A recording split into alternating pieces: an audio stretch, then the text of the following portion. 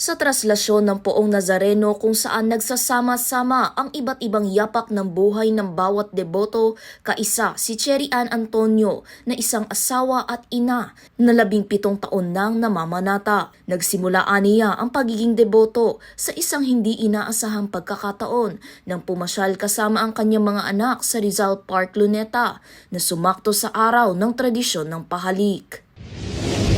Yung pagiging deboto ko sa Nazareno, aksidente lang yon. Namamasyal lang kami sa Rizal Park nung time na yon. Nagulat ako sa grandstand, merong mga nakapila, tapos parang may pinupunasang mga revolto, ganon. Yung pala yung Black Nazareth. Kaya nung na-curious ako, pumila din ako. Nung ako'y pumila, parang ang gaan, ang bilis. Kasi kung tutusin, napakahaba ng pila, maiinip ka sa haba ng pila na yun eh. Pero nung ako pumila ako, hindi mo mararamdaman yung pagkainip, pagkabagot. Kasi gustong-gusto mong makalapit dun sa paanan niya para halikan mo at punasan mo. Ibinahagi ni Cherry na matapos ang pagdalo ay nagdulot ito ng gaan sa kanyang damdamin.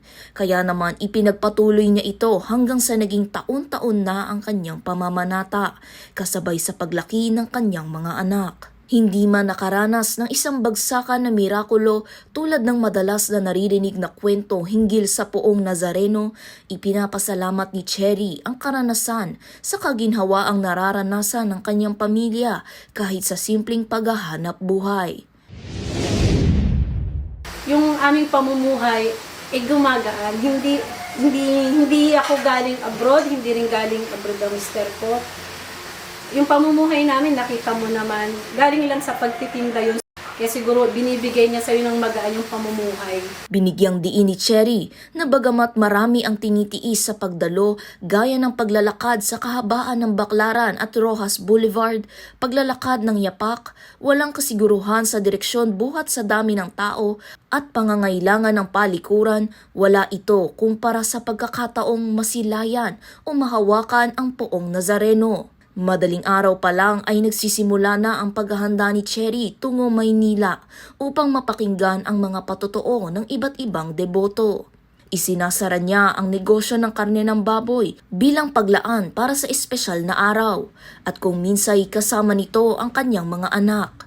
Pinasasalamatan niya rin ang pinaigting na transportasyon sa Parañaque Integrated Terminal Exchange na nagkokonekta sa timog na bahagi ng Metro Manila tungo sa Maynila. Gayon din sa Light Rail Transit o LRT, buhat ng mas pagpapadali nito sa kanyang biyahe sa pamamanata. Mas maginhawa na ngayon ang pagpunta ngayon kasi yung transportation napadali. So hindi na siya hassle, wala nang pagod, hindi ka nalupay-pay. Pagdating mo doon, pagod ka dati, ganun.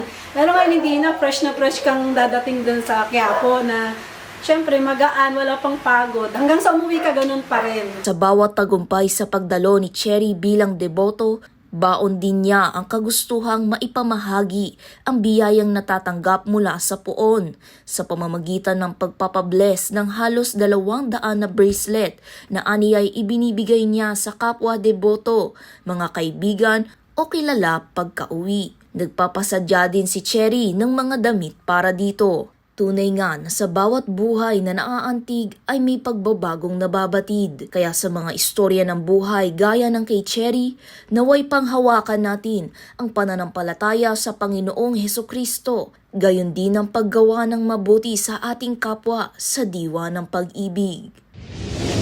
Kahit gaano kalayo pa niya, kapag baka bukal sa puso mo, malalapitan mo. Tsaka kahit saang parte man ng street ng Quiapo yan, sa Manila yan, makakarating ka sa kanya basta buo yung loob mo na makita mo siya. Kasi ganun nangyayari sa akin taon-taon. Marami na rin akong nahikayat, marami akong kasama.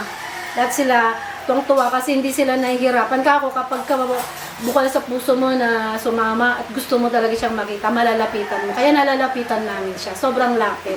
Nauuna sa balitang totoo at laging bago. Faith Santiago, Alauna sa Balita, Congress TV.